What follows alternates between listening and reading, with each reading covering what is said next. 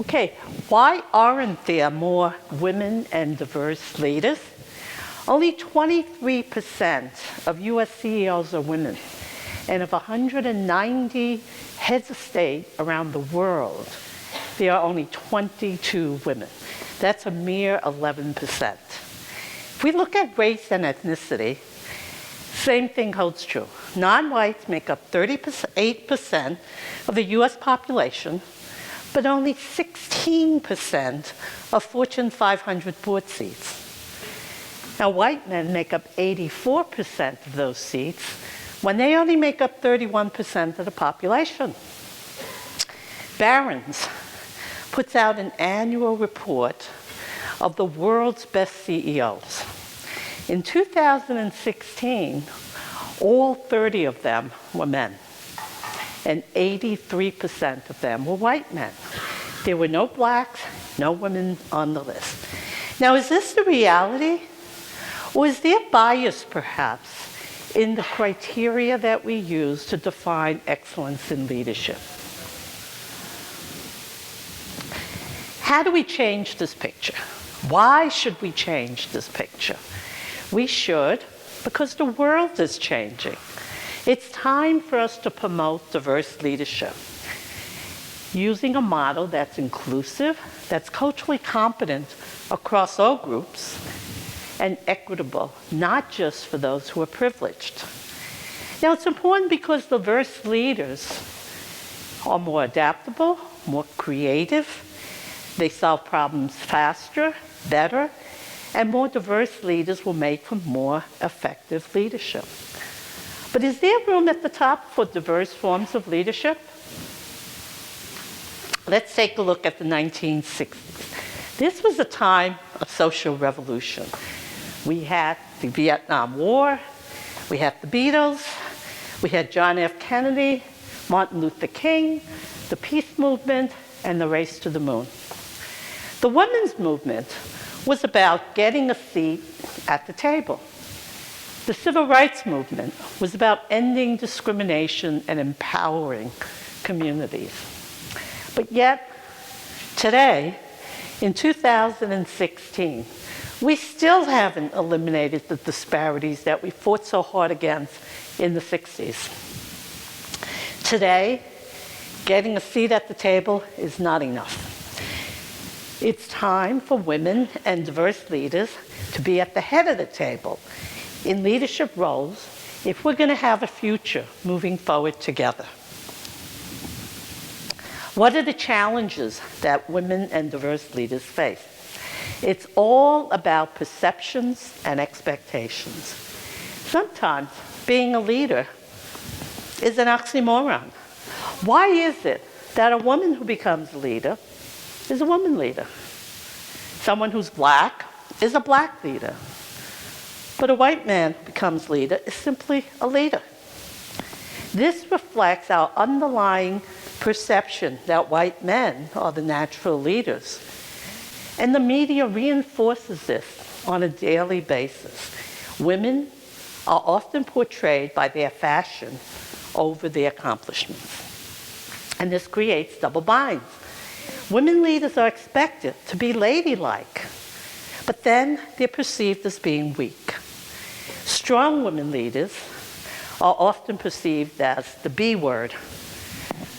And strong women leaders around the world have been commonly nicknamed Iron Ladies. Racial ethnic minorities face similar challenges. When they achieve, they're often told, "You're a credit to your race." Women and diverse leaders face the challenge of being defined by their social identities over that of their accomplishments. So these perceptions challenge the core question of who are you? Each of us has multiple social identities.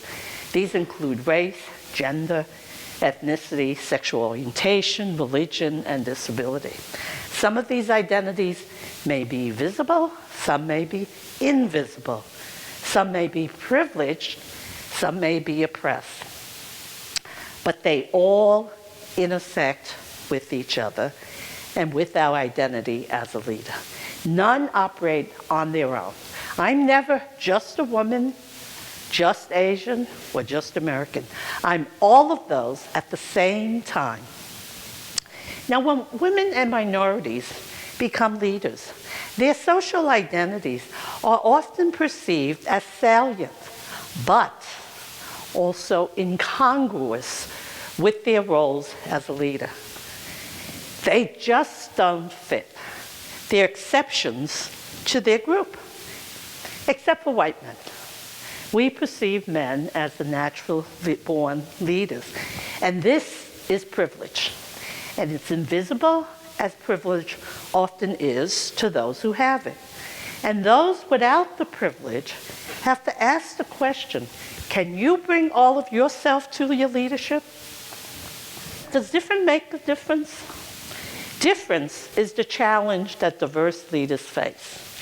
Those of you who are privileged with never having experienced being different, listen up. Those of you who have, I'm here to tell you about facing the challenges. We often look for common ground to bridge our differences. We've learned to respect diversity, to refrain from racism and sexism. But when we look at the norms that we use to define excellent leadership, they continue to be defined by an elite few. The annual Barron's Report annually tells us who are the best and most powerful leaders amongst us. Our leadership theories are largely defined by white North American norms using case examples of largely white heterosexual men. This is white privilege. And because it's invisible, it's often hard to believe that difference matters.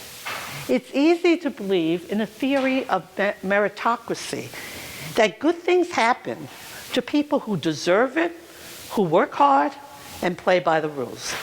And those of you who are different, without this privilege, have to think about the difference. Now, what does being different mean? Being the one and only. When you're the only Latino woman in the room, it's a different experience. Always being the outsider means often being asked to speak for your group. If you're black, what do blacks think about Obama? Having to work twice as hard to be half as good. Always having to prove yourself that you can do it better. Not just equal, but better. And always being challenged on your competence versus the privilege of just assuming to be competent. And having to be extraordinary versus the privilege of just being average to become a leader. Being different means living in two different worlds. It means having to navigate between the values and the practices of different communities. It means not having the privilege of not thinking about your differences. As one Asian leader told me, my Asian culture taught me to stay quiet, to respect your elders, and to be indirect to maintain harmony. The dilemma for me is being indirect when everybody else around me is aggressive and confrontational. A black leader tells me, my parents always told me, don't forget that you're black. Then, when somebody comes up to me and says, I don't really see you as a black person, it's most intriguing to me, because when I look in the mirror, that's what I see. So can you remain authentic when you live in two different worlds? What happens when we bring these lived experiences to our leadership? They compose dilemmas, but they can also prove to be strengths. One dilemma is that cultures can clash. Some cultures pride themselves on having humility. You don't self-promote, but you can expect others to do it for you. And this poses one of the great dilemmas of leadership. Should a leader self-promote, or do all great leaders possess humility? Now, women and diverse leaders may need to self-promote to be credible. Leaders who already have that credibility can afford to be humble. So how do you find the balance between over-the-top bragging or being overly modest and overlooked? But being different can also be a strength if you use an affirmative paradigm against those biased portrayals, against the stereotypic expectations, and against the stigma and marginalization of your differences.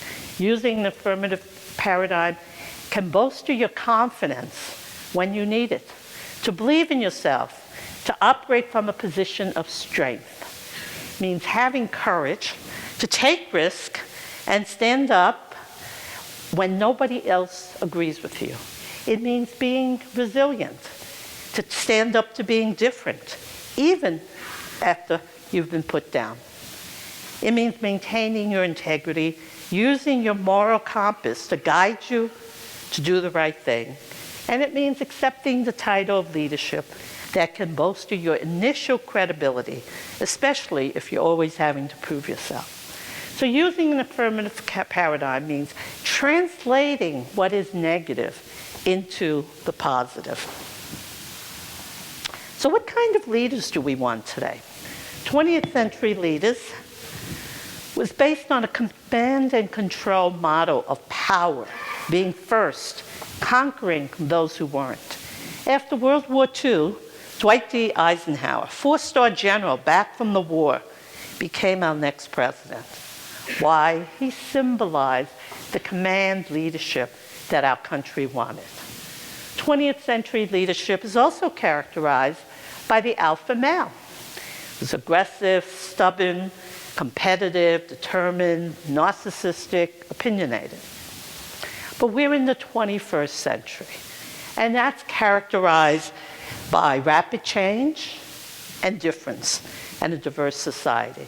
It's time to call out the dominating styles of the alpha male. It's time to bring in more inclusive and diverse forms of leadership. Let's move from command and control types of leaders to a kinder, gentler leadership. A leadership that's about collaboration and relationships. A leadership that's about inspiration, change, and vision. So I offer you one alternative, Taoist leadership, where leadership is like water. It's altruistic because it's necessary to sustain life. It's humble because it always gravitates to the bottom. It's soft but strong because it can mold mountains as it flows. It's adaptable and it's flexible because it molds itself to the container that it's in, and it's clear and transparent. This metaphor of water speaks of another way of looking at excellent leadership. And here are 3 leadership models that have promise for the 21st century. Transformational leadership is about vision, promoting change, inspiration, innovation, and having charisma. Collaborative leadership is about choosing to cooperate to accomplish shared goals, building successful heterogeneous teams, and shifting the power to empowerment. Sharing power, being a servant leader, and relational leadership focuses on people, not the task. It's about building relationships to get the job done. Now, women have been found to be strong on all 3. Maybe transformational because of the change that they've had to make to the status quo to get to where they are. And maybe with collaborative and relational, because that's inherent in the social expectations we have about women being communal and friendly. Ethnic minority leaders tend to prefer collaborative forms of leadership, probably because of its emphasis on shared power And collectivistic societies tend to focus on relational leadership, where the focus is on the person and relationships to get things done. So let's recognize the strengths of women and diverse leaders in what they bring of themselves using an affirmative paradigm. Instead of pointing to the weaknesses of their being too emotional when they're relational, indecisive when they're collaborative, and uncharismatic because they differ from what we define as male charisma. So what can you do to prepare yourself to lead? Be self-aware. Who are you? Do you bring all of your identities to your leadership? Manage your image against those biased portrayals. Project a leaderful image, one of confidence. Remain authentic to your multiple identities. Be flexible and adaptable. Know when to bring in your different identities, and find a mentor who can help you to create a safe environment, sponsor you, to talk for you when you're not in the room, to teach you when you don't have the skills, and to navigate you when you don't know the way. But most of all, if you're going to use an affirmative paradigm, don't apologize. Why is it that women always start their statements with an apology? They say, "I'm sorry, but," and they go on. So how do we encourage women and train them to maximize their strengths rather than apologizing for their weakness? And learn to own your power. Power is not a dirty word, as we have thought it is. Accept the title of the leader when it's ascribed to you. Use your power in a positive way for altruism, to create the change that you want, to influence the outcomes that you need. Be benevolent and use your power to empower others. So in conclusion, know who you are. Use an affirmative paradigm. Recognize the strengths that you bring and prepare yourself to lead. So let's promote diversity and leadership, and let's have a future moving forward together. Thank you very much.